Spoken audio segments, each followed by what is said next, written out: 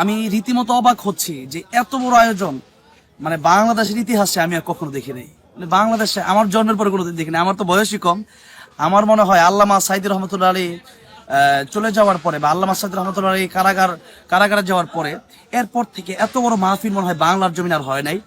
আপনারা জানেন যে 1, 2, 3 দিন ব্যাপী ঐতিহাসিক তাফসীরুল কোরআন মাহফিল, সেই সাথে 3 দিন ব্যাপী ইসলামিক বই মেলা, যেটা আমাদের প্রথম গেটের ডান সাইডে বই মেলাটা, এবং পাশাপাশি সেটা হলো যে এই 3 দিনে আপনারা জানেন আলোচক হিসাবে থাকবেন প্রথম দিন আল্লামা মামুনুল হক, সাথে থাকবেন আব্দুল হাই মোহাম্মদ সাইফুল্লাহ, দ্বিতীয় দিন মুহতারাম মুফতি আমির হামজা এবং সাথে থাকবেন রফিকুল ইসলাম মাদানী, তৃতীয় দিন থাকবেন ডক্টর শায়েখ মিজানুর রহমান আজহারি এবং সাথে থাকবেন মুহতারাম শায়েখ আহমদুল্লাহ হাফিজাহুল্লাহ।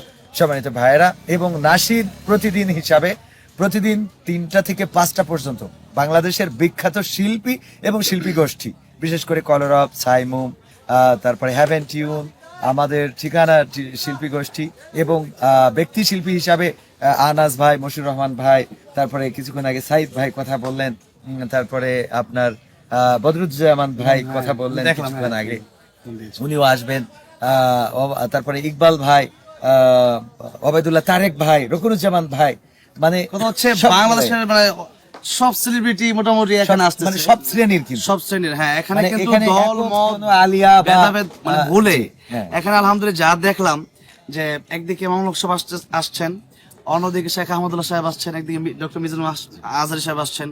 মানে এমন একটা ভালো মানে মানে মানুষের মন মানসিকতা, এগুলোর মাধ্যমে আমাদের ঐক্যবদ্ধ হওয়া সম্ভব হবে ইনশাআল্লাহ। হ্যাঁ, একটা মিলন মেলা হতে যাচ্ছে ইনশাআল্লাহ বাংলাদেশে। আসসালামু আলাইকুম ওয়া রাহমাতুল্লাহি ওয়া বারাকাতুহু।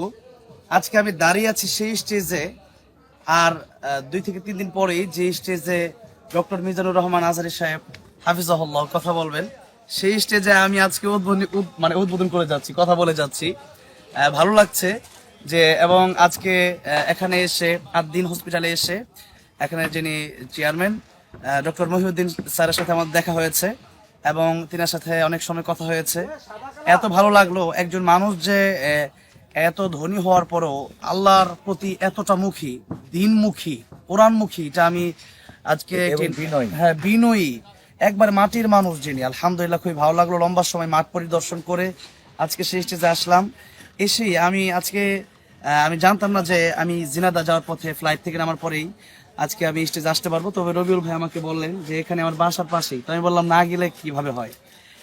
আবার সবচেয়ে বড় কথা হচ্ছে আসার পরে আমার প্রিয় ভাইতন্ত ভাই, মানে আমার সাথে ভাইয়ের একবার দেখা হয়েছিল, আমি একবার ইন্ডিয়া ঢুকছিলাম, ভাই আসছিল, তো তখন দেখা হয়েছিল। ভাই খুব মজার মানুষ এবং আমার খুব মহাব্বতের মানুষ। তো তখন দেখা হয়েছিল ভাইয়ের সাথে, কবির বিন সামাদ ভাইয়ের সাথে।